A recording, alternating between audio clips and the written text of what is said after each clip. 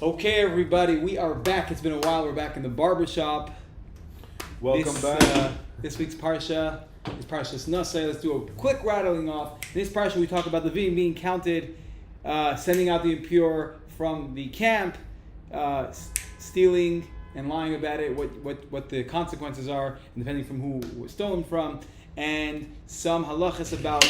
Okay, everybody, we are back. It's been a while. We're back in the Barber shop. Welcome back. This week's Parshah is Parshas Naso. Let's do a quick rattling off. In this Parshah, we talk about the Levim being counted. Streaming. Yeah.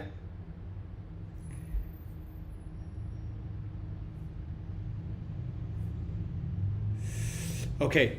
Little rookie mistake. I actually have to now go check and make sure that it's live. How much fun. Let's see. This Parshah we talk about the Levim being counted. Streaming. Yeah.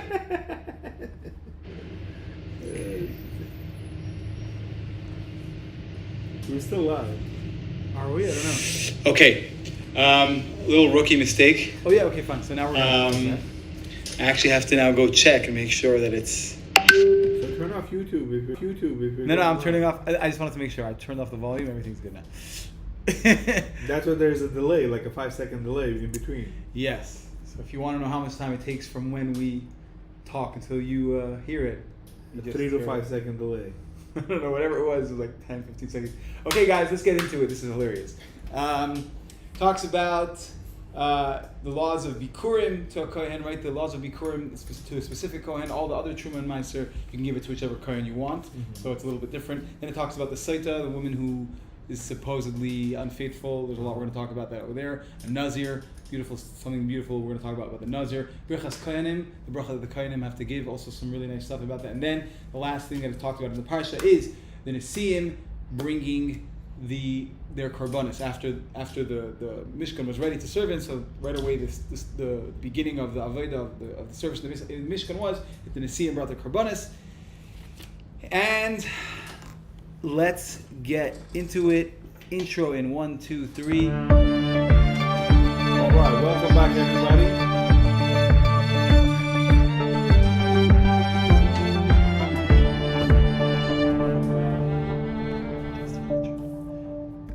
Okay, I'm very proud of that. I just learned how to put an intro in live. This is the first time we went live in the barbershop. That's right. We've never been live here before, and we're super happy to be back after Sphere Sa'imer. It's been a while. Yeah, I'm Yossi Loloyan. Ilya and I. Yeah, it's really good to be back. It feels like it's been a whole year or so. Okay, so let's do this. We hope you find this. We hope you find this informative and entertaining. You're out of practice. Practice. I know. Tell me about it. Okay, so let's get into it. Mm-hmm. So in this week's Parshah, Parshas Naso, here we are. Okay. So it talks about the Levim being counted. It talks about the different things that the Levim did in the Beis Hamikdash. We know that there were 3 families. There was Gershon, Kahas, and Merari, and they did different things. I just want to start. Normally I end off with something from the Rebbe, but this is the beginning of the Parsha, and it's a really beautiful lesson for Avodas Hashem.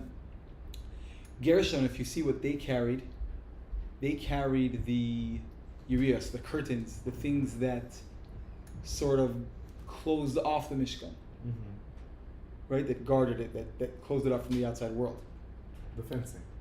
Right. Not the beams. That was Merari, but I think. But Gershon was all the cloth things, and all the curtains and the things that surrounded the Mishkan. Now, Kahas, they carried the actual utensils. They carried the shulchan, the menorah, all the stuff that were actually used in the English and in the Mishkan. And the lesson from here is, you even see it from their names. It's representing the 2 ways of serving Hashem. Mm-hmm. You have serving Hashem. It's Sormira, removing from the bad. So, and right? Meaning not to look where you're not supposed to, not to eat non-kosher, make sure not to desecrate Shabbos, right? All those things. And that's, you can actually see it in their name, because Gershon has the same root word as Gerushin, which means divorcing. In other words, to disconnect from Evil. from the Negativity. undesirable, what's prohibited. And then Kahas, actually their name, also the same root word as Yikhas, to gather good things. So that's what we accumulate, not what we push away, we accumulate. And that's the actual things that were used in the Beis HaMikdash, which the Avodah Tzavim Beis HaMikdash was about doing an action in good things. So this represents the two types of service of Hashem, of adding in goodness and furthering and distancing ourselves from the not good. Okay. So, awesome. yeah. And I just wanted to talk about also something really beautiful that happened in the time of the Beis HaMikdash. That one of the things the Levim did is they would sing. When a person would bring a karban, I don't know, we might have mentioned this the previous week. So he would go and if it was for a sin, he would say what the sin was, and the Levim would start to sing songs that were Uplifting. well. Actually, it was almost before he brought the karban, because when you bring the karban, you're supposed to put your hands on the animal and confess the sins, and it has to be done with sincerity. It's not just you bring an animal; it has to mean something. They would sing in a way that would really cause not sadness, but a regret. It was a very heart-wrenching and soulful, melody. It cleansed his soul. And by the time we started, by the time he started doing this, putting his hand on the animal, confessing, he would do it out of real tears and real remorse. And when I was reading in the Sefer, saying that so much so to the point where when the Kohen there saw that he was about to lose his soul is about to leave his body because of how much, how bad he feels, and then the Levim would start to. He would sing to Levim to sing happy songs, to be happy, because once you did teshuvah, then it's time for happiness. Yeah. Wow, that whole concept is huge. Yeah. Think about it. You're going through a cleansing within those minutes of everything that's happening. It's the music that's cleansing your soul. Yeah, actually, there's something I wanted to say previous week I didn't get to. Something really interesting, how you don't find that people would ask each other for forgiveness in the time of the Beis HaMikdash. Why? Before Yom Kippur. So, and the answer to that was because the karban would actually cause a closeness of the hearts between Jewish people.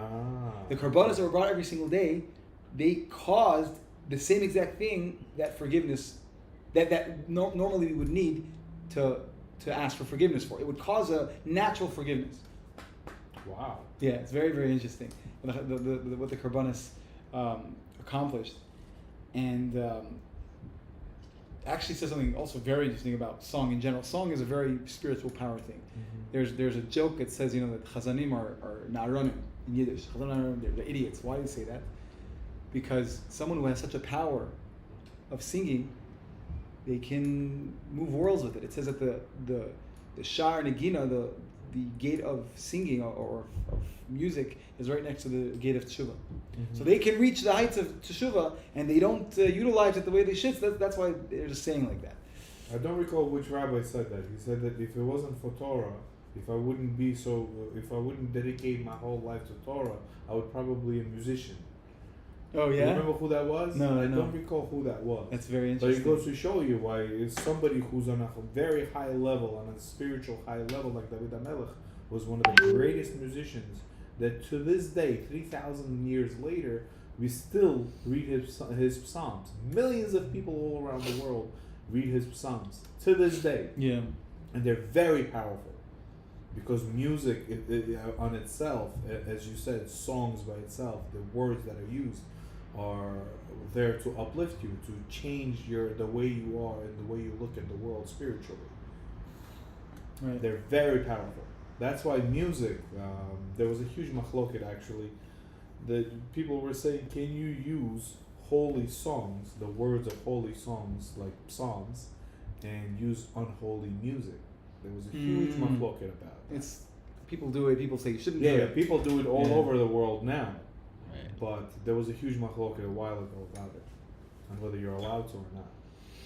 I still don't know the conclusion to it. So I wouldn't put out a song if I knew where its source was originally unholy, unless, I mean, you have ideas of the word is hapsa, to change something from impure and to make it holy. But also there's an argument. But it takes special people to do that. So my argument to that is, because I could basically argue both sides, but my argument to that is, look at what Nissim Black is doing.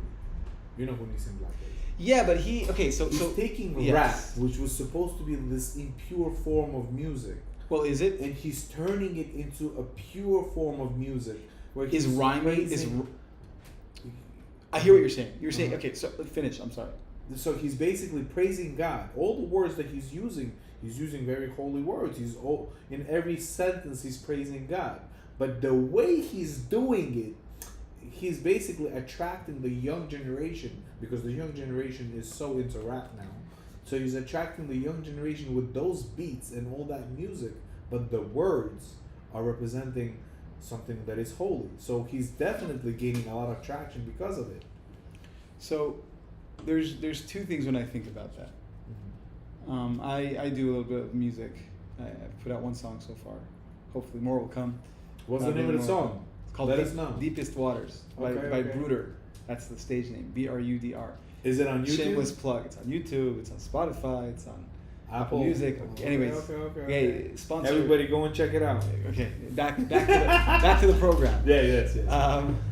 So, but there's the style of rap. Yeah, is not is not widely used, and it's synonymous with a certain culture. However, it doesn't mean that just taking words and rhyming them inherently is impure. That's number one. Number two, it really depends where a person is coming from.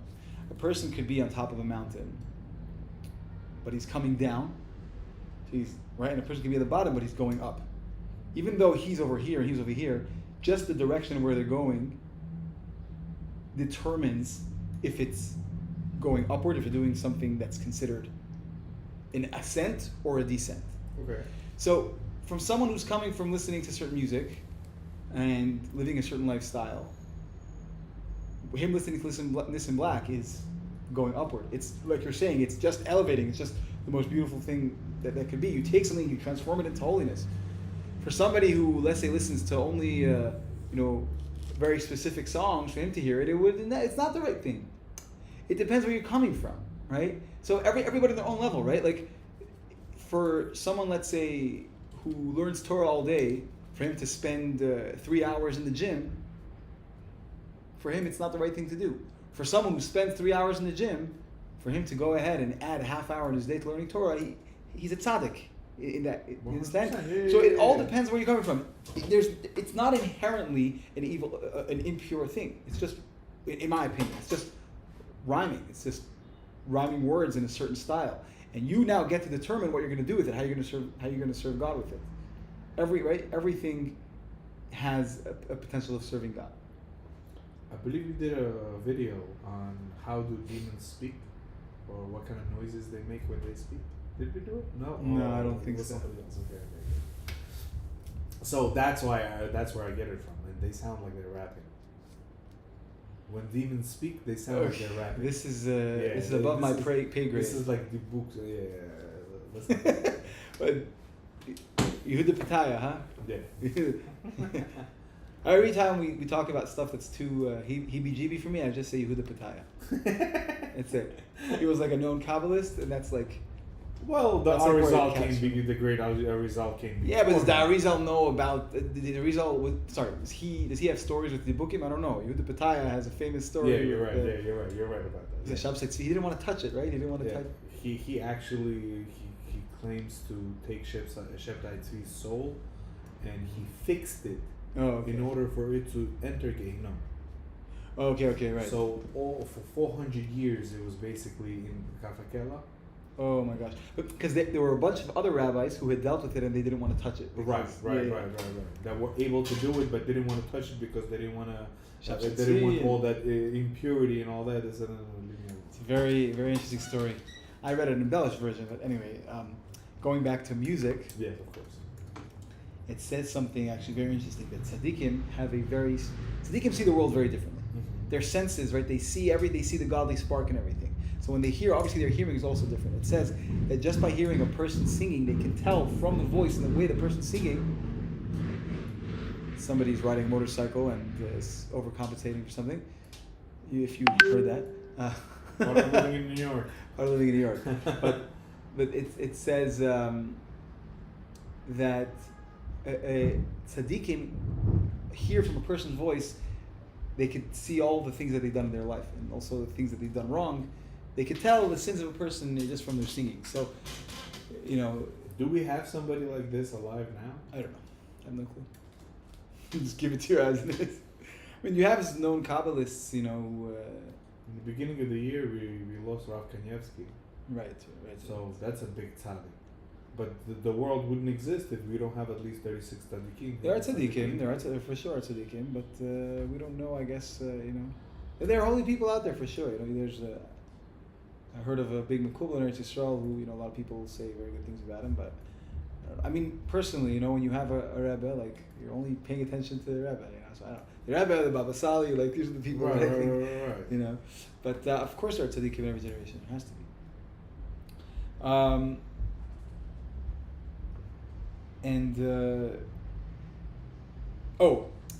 Now this actually kind of reminds me of something else. Because there's a story of Baal Shem Tov that mentioning this, that he heard someone singing and the person who sang the song, even though he didn't tell the Baal Shem Tov his sins, it was as if he confessed because he was singing in front of him. The Baal Shem Tov, I guess Baal Shem Tov was able to help him, whatever. It was very mentioned in passing. But it reminded me of something else because in the story it says even though he was able to see a person's, he was able to, people could look at a person's forehead and see, what they've done in their life. But just because a person can see doesn't mean he's going to look. There's a story about a different tzaddik who he was known that he could read people's thoughts. And they asked him, how do you daven next to other people? Not everyone's having pure thoughts the entire time. Even people who are davening and really, on high level, they're going to have some thoughts that are, So he answered very simple. My mother taught me not to look in other people's property, not to be nosy. Just because I could see doesn't mean I'm going to look. You know what I mean? So, but also it says that whenever you see a person who's a Rasha, don't look him in the face, don't look him in the eyes. Yeah, but tzaddikim, it's the opposite. Yeah. The more you look him in the eyes, the more you look him in the face, the more you're getting that glow into you, basically. Right. So if a person is angry, you're not supposed to look him in the eyes. Well, anger is synonymous with Avodah Zarah, so yeah. Now, I want to talk, we're going to go a little bit out of order, just a beautiful thing about Nazir. Okay. Nazir is someone who, he takes upon himself an oath to separate from this world, in certain aspects, to kind of not take pleasure in the world. They can't have grapes, they can't have wine, they grow their hair long. They act a little bit aloof from the world. Is it only hair or beard as well? It's all the hair.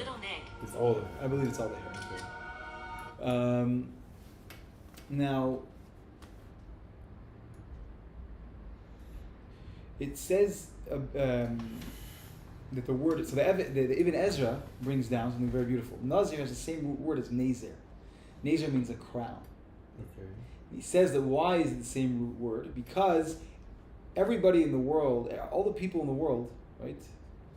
People, if they don't work on themselves to make sure that they are in charge of themselves, then what they have self-control, they have discipline. So they're a slave to all of their temptations. They're a slave to whatever they. Right now, I want this. Okay, I do this. Now I want that. They don't have a backbone. They don't have a spine. Somebody. That's what he's talking about. Right.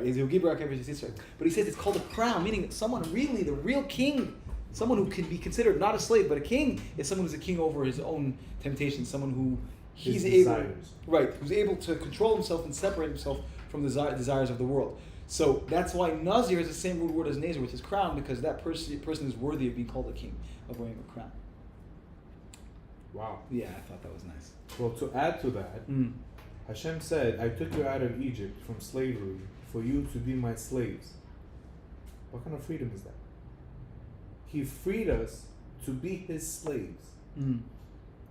a logical person would say, "What do you mean? You're free for me to be your slave? It's not really freedom." Right. But the reality is, if you're not free, sorry. The reality is, if you're not his slave, then you become a slave to your desires. So if you're not his servant, then you become a servant of your own desires. You give in to your temptations. So he took us out to serve him, but in serving him, in reality, in a bigger picture, we're really serving ourselves. Everything we're doing, everything in the Torah is for the person, for the well-being of the person. It's more than that. It elevates us. If you're a slave to yourself, you're a slave to Sheker, because everything in this world, Eidod Milvada, everything is really godliness. So if I'm going after the illusions of this world, then I'm a slave to Sheker. If I'm a slave to God, if I'm a servant of God, I'm a servant of truth. I'm a servant of the only thing that really exists. Then I'm tapped into truth.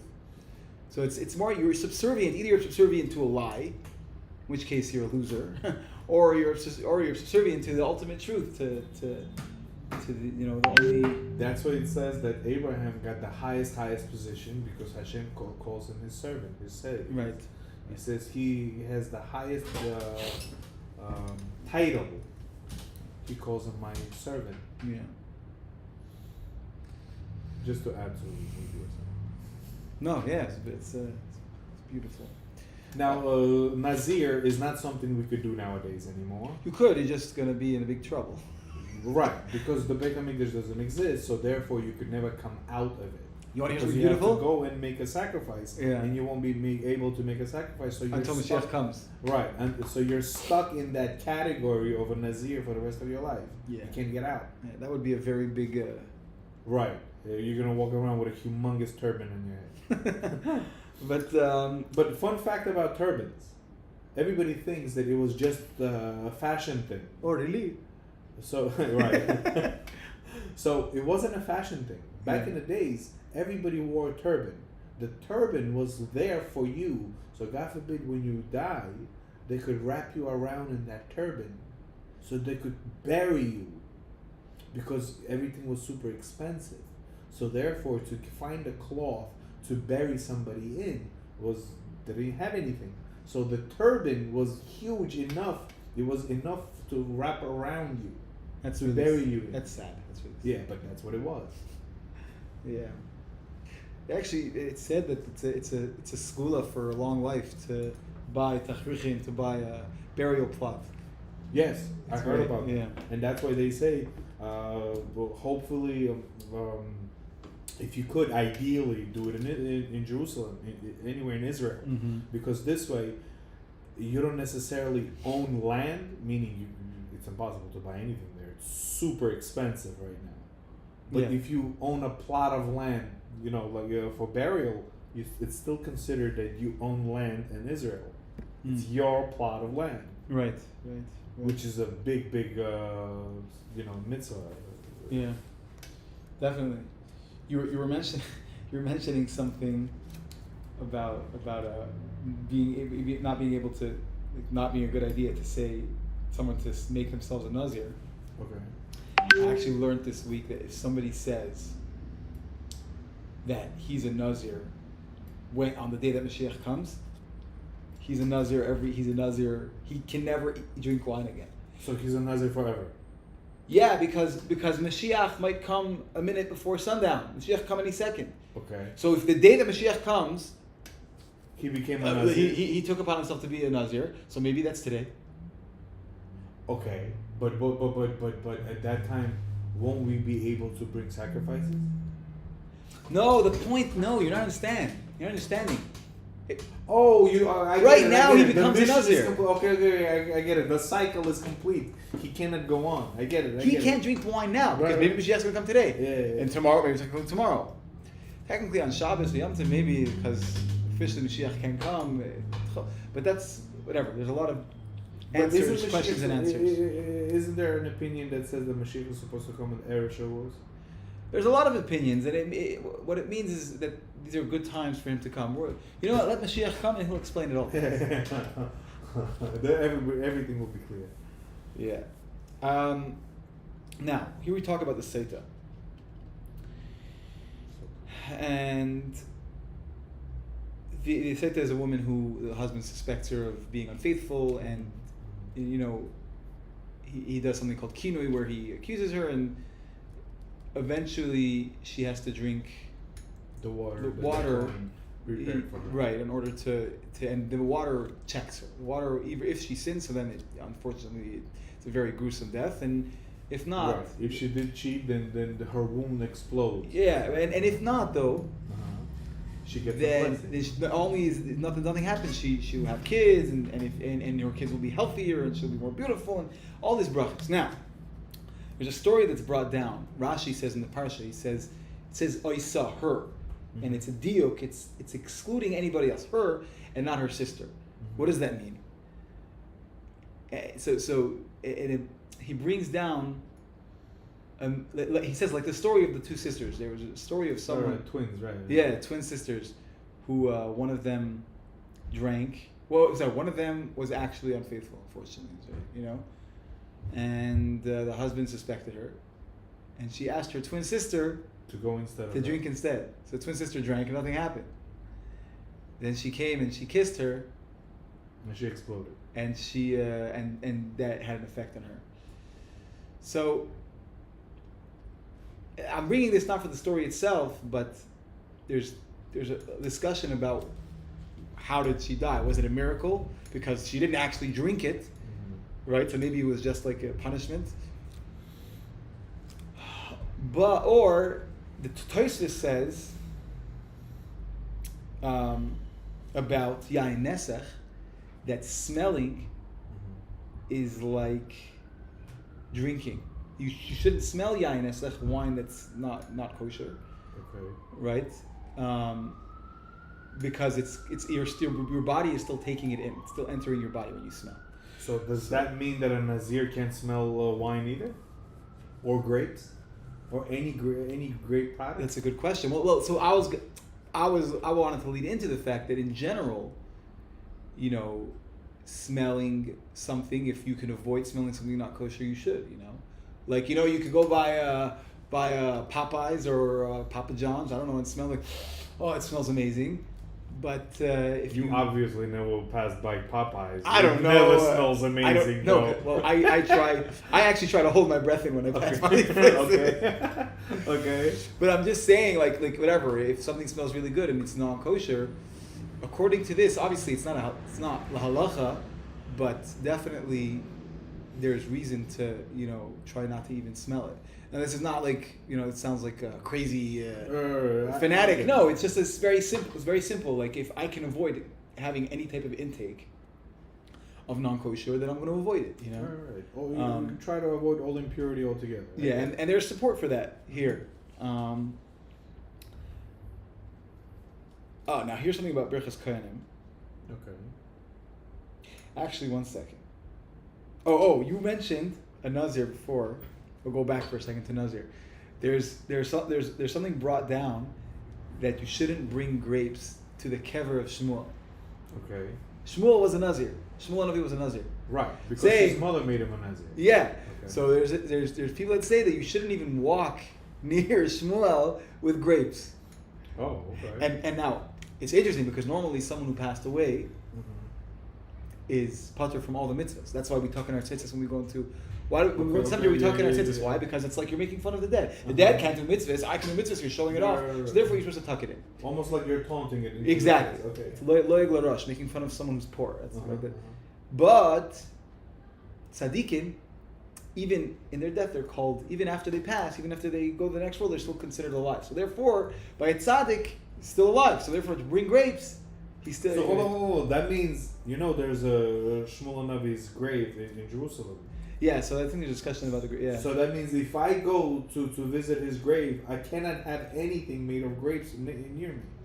Yeah, I don't know why someone would decide to have grapes when he goes to a cemetery. I don't know. Maybe I had a cologne that had rum in it. I'm just saying. Or maybe I had some grape juice right before I went in there, and I still have grapes on my breath or something. I'm just saying you now have to pay attention to that. You understand what I mean? Now you have to pay attention to that. It's interesting. Where before you wouldn't even care. You wouldn't even think twice. Yeah, it's brought down actually that people who are drunk. I didn't bring it down because I forgot who said it, but But there was also discussion in the Sefer that I was reading that people who are drunk also shouldn't go visit Shmuel and Navi. Again, I wouldn't go drunk to visit any tzaddik. Yeah. But whatever. I'm just saying there it's because the Shmuel was another. It's very interesting. Very, very interesting stuff. I mean, Hannah was Shmuel Navi's mother was a perfect example. Anything that has to do with spirituality, you're not supposed to be drunk doing praying or asking God for anything. That was her problem. You remember? Say again. Eli Melech, I think was his name, or Avi Melech. I think it was Eli Melech. He gave her the blessing. He thought that Hannah was. Oh, Eli. Eli. Okay, there we go. So he thought that she was drunk when she was sitting there and praying. Right, she was praying. Why did she have any children? And she wasn't saying any words, so he thought. Right, she was so that was the reason. So we learned from them that doing any of these spiritual things drunk is not an ideal thing to do. It's not. It's also not allowed. You're not allowed to pray when you're drunk. No, but again, so obviously a person should have sensitivity, but here it's almost like they're saying halachically you shouldn't be drunk by the kever of a tzaddik. There's no specific halacha that prohibits it. Mm-hmm. So he's saying here because Shmuel Navi is a tzaddik and and he was a nazir, so therefore don't even bring it near him. It's very interesting. Now here's a very, very shocking story. There's a story with the Chida. There was a husband who came. Actually, the person who wrote the Sefer, the Mechaber, he brought this down in the name of Chaim Kanievsky, Okay. and he says there are golden steps mentioned in the story. You'll see afterwards, and it seems that until World War II they were still there. But the story of the Chida, that there was a man who came to the Chida saying that he thinks his wife was unfaithful. And the Chida said he should divorce her right away. Mm-hmm. And she's forbidden to her husband. If she right, but again, I guess there was no proof. I don't know. He was just saying, so the Chida said that you have to divorce her. Because halachically it's forbidden to be with someone. Yeah. Now, she was very influential. She was part of a very influential and powerful family, and they went to him and said no, but trying to fear. He said no. So she was like Hillary Clinton. Okay. No. But anyway, so the Chida still didn't change his mind, and so the community, these people started to talk about the Chida. They were trying to make a real problem. So the Chida sends for this woman to come to him. She comes, and he starts to read the psukim of the Parshah of the Saita. Okay. Now she realizes what he's doing, so she turns around to leave. As she turns, she turns and she goes. She's going. There were steps, right? She had to go upstairs to come to see him. There were stairs, and she starts to walk down, and he starts reading the words im satisa, im le satisa, right? If you did, or if you did not. And as she hears these words, she didn't even get to step on the second step, and already all the things that it describes as the Saita would the gruesome death that she would have happened to her. The face of her, the color of her face changed, and all these different things. And people came and saw what was going on. And I don't know, I forgot how the whole story went, but basically it ended up that those steps they coated with gold as a remembrance of the holiness of the Chida, of how great he was. Just from reading those words, it was fulfilled. Now, obviously, this is not a very happy story, but it shows the power of a tzaddik, and you don't mess with these things, right? Wow. She could have survived. He could have just let it be, listen to the tzaddik, and that's it. But they played a stupid game, and they found out. At the end of the day, you can't fool the hand of God. So if this ritual was there, and just like in the story of the two sisters, they tried to fool the hand of God. At the end of the day, you can't escape it. Right. The truth is the truth, and it's going to come back to bite you. 100%. But and it says that these stairs of gold were there until World War II, when many things were destroyed by the Nazis. I wonder where all that gold went. They're not going to know. They know. They're not gonna melt it down. Ah, what they did? I don't know. Bro, all the gold that the Vatican is holding that is ours, you think they're gonna melt it down? They know that all of these things are holy. They're never gonna melt it down. Oh, I don't know about the Vatican. So how is that any different? They know. They're not taking the No steps for the respect gold. They're taking it for they know They what pulled it's out worth. people's golden teeth. They were ruthless. That's something else. They did whatever they did. Whatever. Okay, it doesn't matter. Saying don't. They're animals. Now here's something very interesting. So it's brought down in the Zohar that talking about the water that the Saita would drink. Okay.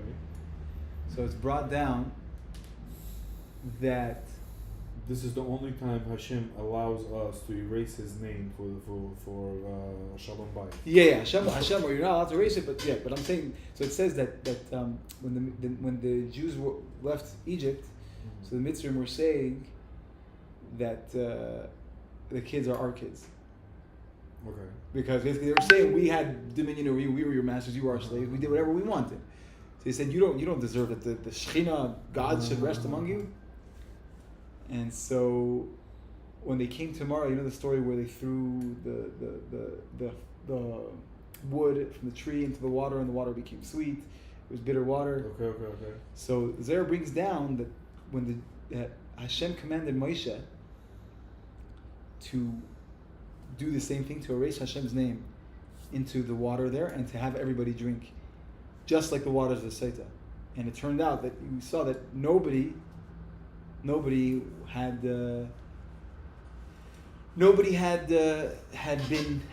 kids or become pregnant or had been with the Mitzrayim, because if they would have, then the water would have checked them or would have brought upon them. Right. So it was contaminated water, right? No, it was bitter water. But the point was, he did this. He did the same ritual that's done for the Saita, and all the Jews drank it, and turned out. 1 second. Brooklyn, and it turned out that all the Jews, neither of the men had slept with Egyptian women, had been with the Egyptian women, and neither of the women had been with any of the Egyptian men. So, that was just another, something interesting about also the Saita. And what else do we have here? Oh. So now we have... Does this show how many people are watching? No, I don't see anything. I don't know anything. Okay. But listen, we're learning Torah. People are joining, great. Hopefully it'll grow. Guys, now is a good time for a plug. Guys, help this grow. Share it with your friends if you're seeing this.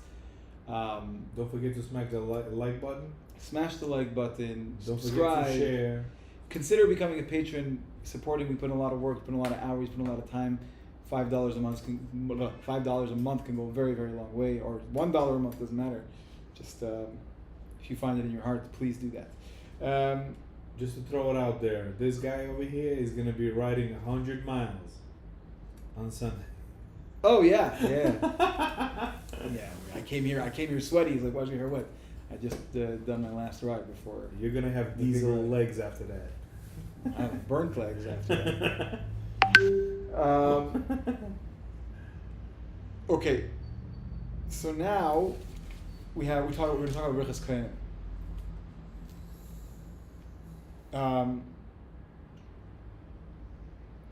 There's an idea that the bracha is that you have to. Hashem commanded us, right? Simonu levarach es am Yisrael be'ahava, with love.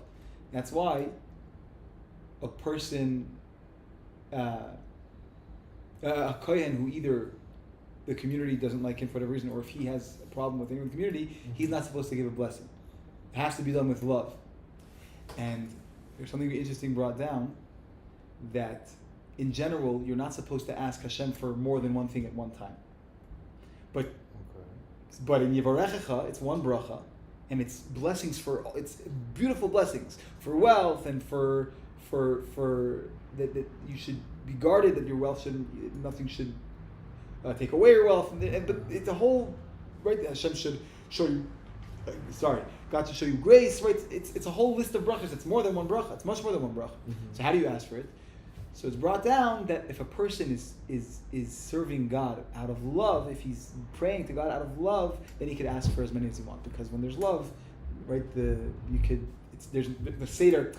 When there's love, what a person do out of love, it changes the norm. It breaks the boundaries.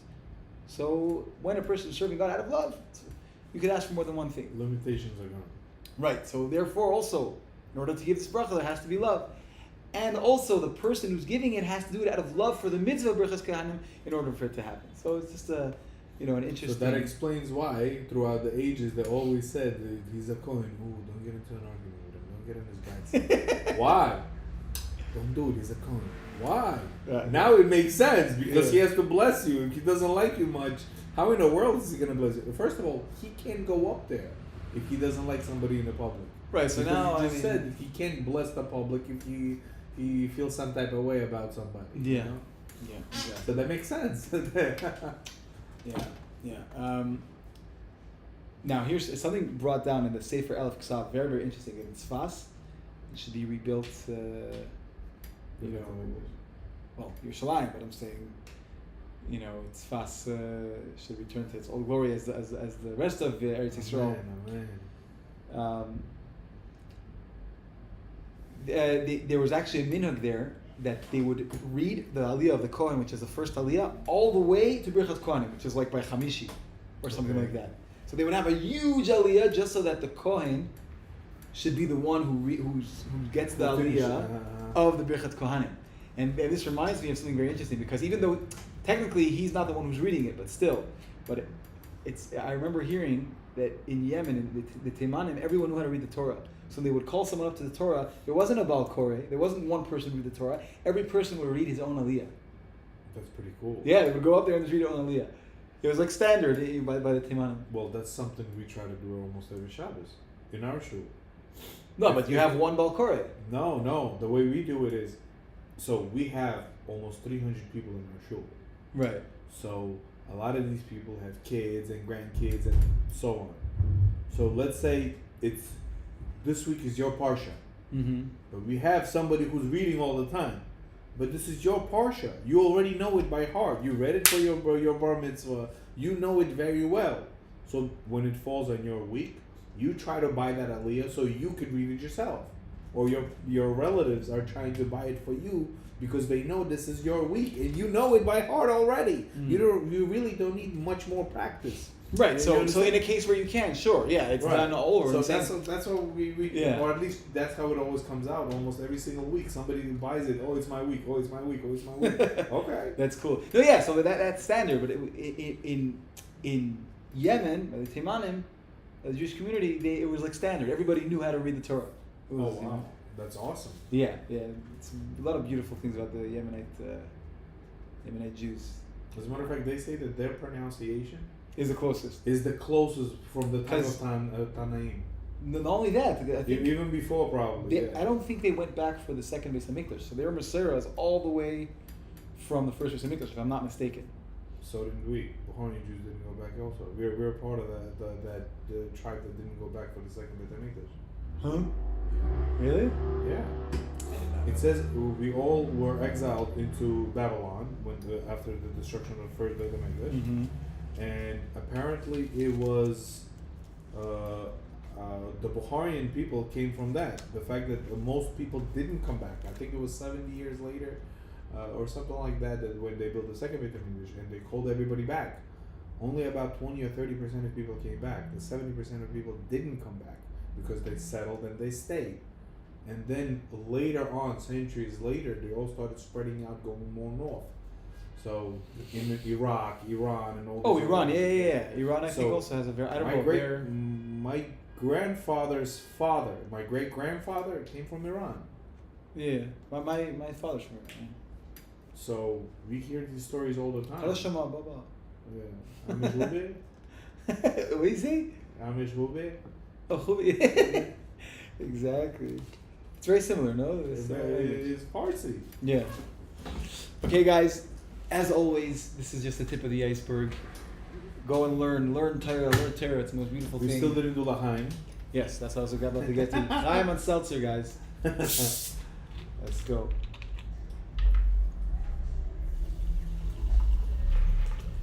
Thank you. All right. How in the world I'm going to finish this? But all right. Thank God there's a bathroom on premises. Yeah. Baruch atah Adonai Eloheinu melech haolam shehakol nהיה b'dvarei. Amen. Chaim. Guys, have a beautiful Shabbos. And Thank you very much for joining us. We're happy to be here, though it's been a very long time. Smash that like button. Recommend it to other people. it's free. And think about it this way. Every time they listen, they get a mitzvah. For you recommending, you get a mitzvah as well. So keep the mitzvahs coming. Amen. Shabbos, guys. Good Shabbos. Always a pleasure.